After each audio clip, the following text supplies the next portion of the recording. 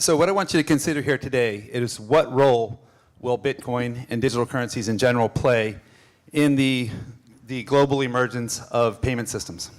Because here we are, 20 years into the internet world, a global connected community, and this is the state of the art. This I took the other day at a sushi restaurant. There's 4 terminals here, all of them from different banks. None of them talk to the same systems, and that's the state of the art in payments. So you have a broken system, and we're here looking at an opportunity where you could literally save hundreds of billions of dollars by improving this and centralizing with a single currency. Because that's the best way to bring down barriers. You look at the euro, and you look at how it's unified a lot of the currency across Europe, and we have the same opportunity here.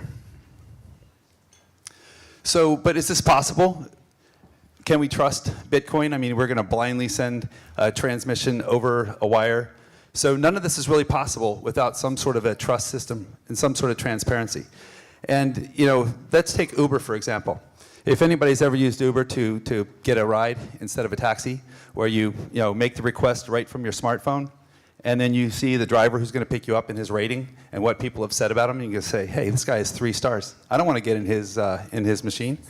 But you do if they have 5 stars. They have 5 stars. And meanwhile, the driver gets to look at you. So this trust bond is built. So what's working against that trust bond? This guy. This guy's working against the trust bond. Okay? So there's the fear economy. It's the big fear of the unregulated Bitcoin. Everybody knows that Bitcoin's used for selling drugs and trafficking humans and all kinds of bad stuff like child pornography and money laundering. And, oh, did I say money laundering? Well, that only happens at Bitcoin, right? Well, actually it doesn't. In December 2012, Standard Chartered Bank was fined for $133 million of money laundering.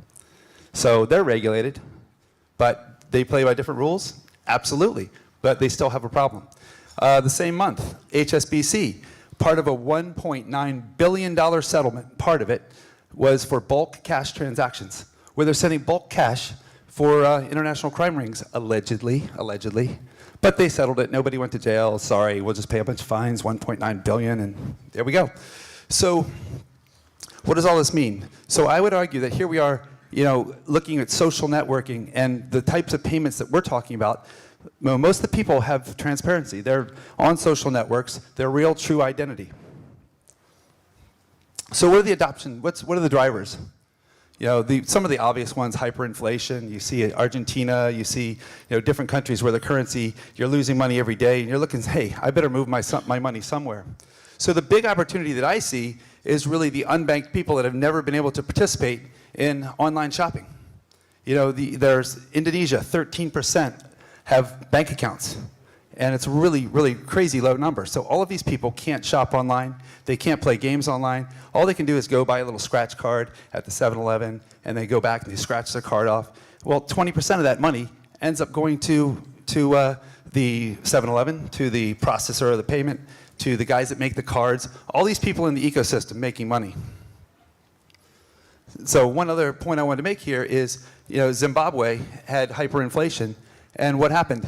The de facto currency quickly became the US dollar, even though it was illegal to make another currency, a foreign currency, your day-to-day currency. So let's talk about the differences here, fiat currencies, centralized and decentralized. So you have the US dollar, which 56% of the worldwide transactions happen in the US dollar. And then in terms of reserves, money that other foreign countries hold in reserve, that makes up 66% are for foreign currency reserves. Second to that is the euro. Euro is about 25% of the reserves. So I want you to remember this because China's very interesting here because China would really like the RMB to be a reserve currency as well. So they're doing a lot of things to try to make that happen. And I'll get to that point in a little bit. So in terms of centralized, we have Canada coming out with a mint chip. So it's centralized. You think of it like there's a head, sort of like Napster. Remember Napster? One of the problems that they had is there was a single entity that had the directory, and so the government had a potential to go after that one spot. Well, when it's the government, then the Canadian government has taken a really, really positive position here.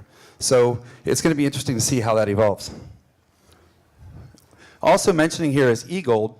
E-gold took some form for a really short period of time, and what happened was the government, FinCEN, sort of changed the rules on them. They were transacting some pretty good transactions.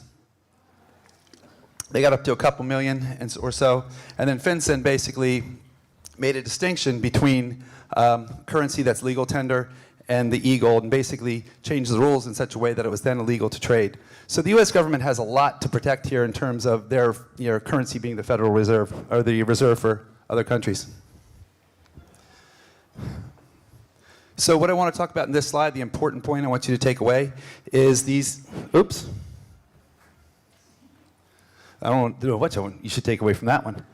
What happened to my deck here? Let me see if... Oh. Had to switch to manual here for a second. Sorry about that. So eagles are emerging growth countries. So what it means is basically over a 10-year period, they're expected to contribute more to the GDP than the G6 countries. So these countries are filled with, remember the unbanked people that we were talking about? A lot of these countries have massive populations of unbanked people. So what we're looking at here is the ability to leapfrog a generation, similar to the way wireless systems came in, replacing a whole generation of wired in a lot of countries, emerging countries. So that's what's happening here with Bitcoin. I see this ability to leapfrog financial systems and banking institutions in the same way. So what's important here is you're seeing that these eagle countries, they're going to be exceeding, in 2013 for the first time, they're going to be exceeding the growth of the G6. So what this equates to is, let me get the numbers right, 44.1 trillion versus 42.7 trillion. So the numbers are getting really quite impressive here from these emerging countries. So Standard Chartered a couple years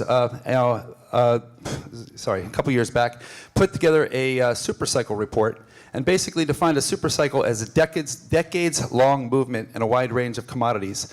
So they basically identified these cycles, and they're usually driven by a technological innovation or industrial revolution, or maybe perhaps a digital currency revolution. So I think what we're looking at now is the beginning of a new super cycle. And looking at China here, by the year 2030, expecting to account for 24% of the worldwide GDP. So that's a pretty impressive number. And when I start to discuss in a few slides currency wars, I'm going to get back to that point. So in order to understand the future of currency and where we think things are going, it's important to understand the past and where we've been. So what's of interest here is that back in 1200 BC, they started trading with shells. And shells became money, number one, because they were really, really difficult to counterfeit. You couldn't counterfeit a shell, but you could go to the beach and pick them up. However, if you don't have access, then that's where this goes. So you can see that the coins come about in 600 BC, and that's the first invention of coins. But I got an interesting story. I visited in 1933, some Australians came into the highlands of Papua New Guinea, which was a completely uncharted territory of people that had never seen the ocean, never seen a beach. So even in 1933, they introduced shells, and shells became the money in Papua New Guinea in 1933. So it just shows that it's really, money is what money does. Those people have a belief, and a common belief, that money is valuable, it's valuable. So that's where we find ourselves also in the Bitcoin world. And this kind of lays the groundwork for the next 10 slides. So in the next 10 slides, I'm going to talk about trends that are really important to everybody in the room. So gift economies started emerging. So these are hunter-gatherer type civilizations where you have people that are not really traveling with any material goods. They are traveling light. They're traveling with weapons. And really what happens here is they would gift anything that they had of a possession when they had to move on. And those gifts would form these bonds of obligation, a trust relationship. So what we learn from this, though, is that that's not enough to really advance a society. Same thing with the commodities. You start trading in commodities with livestock. This is the point where ownership starts, people start laying down roots in our history about 10,000 years ago, and they start trading livestock. And that's when people start thinking about their land and what land they own. And that's really where sort of things start to change here, and we start to see the early signs of capitalism. So in terms of the coin economy, again, the shells were really difficult to counterfeit, but also they started trading weapons because they had utility. And that became a currency that was issued by governments. Also, as governments started putting these currencies out, they were so easy to counterfeit that they had to put a stamp on there, and I'm going to get this right. It said, to counterfeit is death. So the penalty for counterfeiting a coin would be the death penalty. So the lesson we learned here is perception and fear those are all linked with the inflation of a currency. So then we get on to gold. So the steady adoption of gold was not as rapid as people would think, and really it got accelerated by Christopher Columbus coming to America and discovering gold there. And then the Spanish started to mine things at a very rapid pace. So based on this, the things about gold that were interesting was the scarcity, the divisibility, and the consensus that it had utility. So I think we're seeing a lot of those same trends here. So I briefly mentioned before the currency wars. So what currency wars are is basically a country devaluing, stick with me for a second, devaluing their own currency. So you ask, why would they devalue their own currency? And they would artificially inflate another country's currency. And they would do that so that they have trade advantage. Because now they can get more for their money because they can say, hey, their goods are so expensive because their inflation has gone up. Well, it's interesting to see that China hasn't really taken a position on Bitcoin. And one of the theories is that they haven't done so because they see it as a hedging tool in this currency war. So we move on to credit cards. And there's a lot to say about these, but this is a 50-year-old invention. So 50 years ago, they invented the credit card, and they essentially have a monopoly on the point of sale.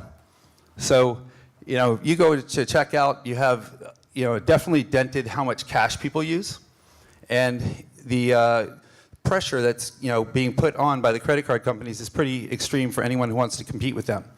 Does anybody have a guess as to what the #1 threat the credit card companies perceive to their processing fees? Anybody? You think it's Bitcoin? That's actually mobile. They see mobile payments and the mobile wallets as the biggest threat. So Bitcoin, I don't think, has even hit their radar yet. But you have companies like Apple who are starting to put their payment systems in. You have Android, and everybody has a phone now. So do you really think in 5 years that we're going to carry wallets around when we have everything we need electronically on our phone rather? So they really see that as a big threat. The other one is Western Union. I'm going to read this quote because they just issued this in September. Western Union does not have commercial relationships with digital currency companies or providers who buy, sell, trade in digital currencies. We will also prohibit customers from using Western Union's service if it's determined that it's associated with an e-currency transaction. Pretty big stuff, right? So they're scared. They're definitely scared. These guys don't want to lose what they have. And you can't blame them. So let's take a little broader look now at what's happened in virtual currencies. So we've had virtual currencies for years. They've just mostly been closed system. So these are some examples of loyalty points, credit card points, frequent flyer miles, coupons. And we have a company in town here called First Meta that has put together an exchange where you can exchange these one for another, or you can buy and purchase these points inside of their system. So these markets have matured. They've come about and they've evolved. But as we get into this, the lesson we're going to learn is, in these systems, they're closed. One of the things that was so attractive to me is I've built systems for years in mobile and had tokens and stars and different things inside of systems. But to me, the Holy Grail has always been something that could, transcend a single site. And I think we found it.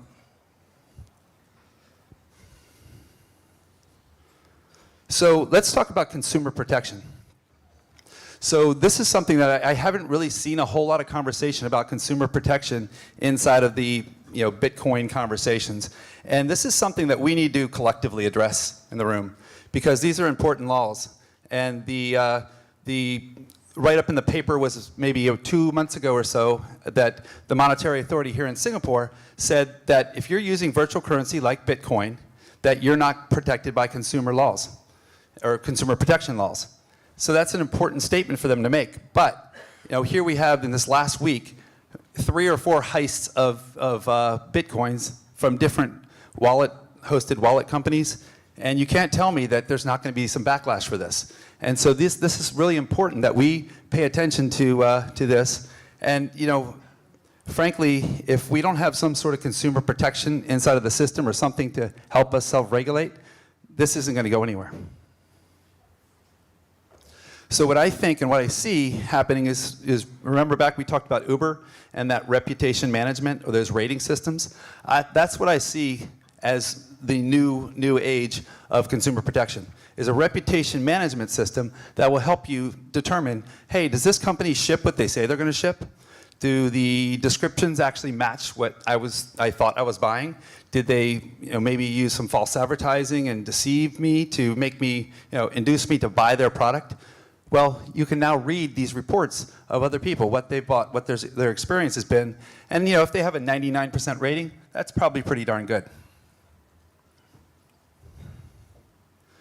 So what is protecting the consumer in this ecosystem?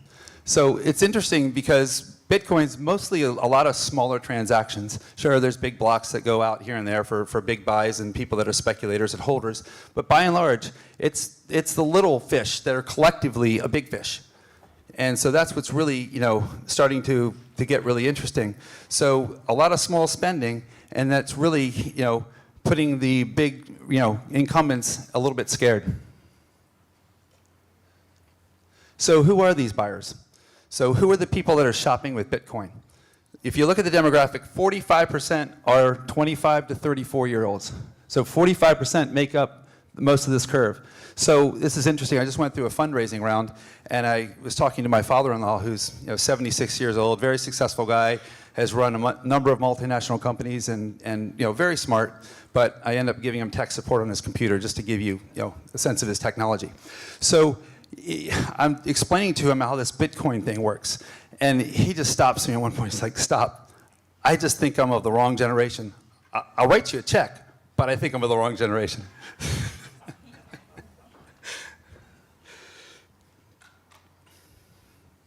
Oh, I did it again.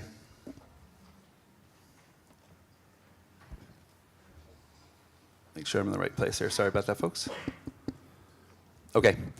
So what are people spending on Bitcoin? So interestingly, donations and gifts. That's really, that took me by surprise too. When we did the research for these slides, I've always believed that donations would be very, very valuable. And I think one of the reasons why is you have a lot of nonprofits, NGOs that would like to get these gifts, or people that would like to give to them, but they want to be anonymous. They don't want to be seen as supporting a certain thing that they may believe, or it may be politically incorrect for them to support certain charities. And then you have other legal goods. So these are the predominant goods that are being sold here. Whereas you have the illegal, the narcotics. Those are really a fraction, and we really saw that with Silk Road coming down. That it was not even a blip in the radar of Bitcoin. So let's talk about brands. It's really important that brands protect their reputation. And there's nothing more important to a brand than their reputation.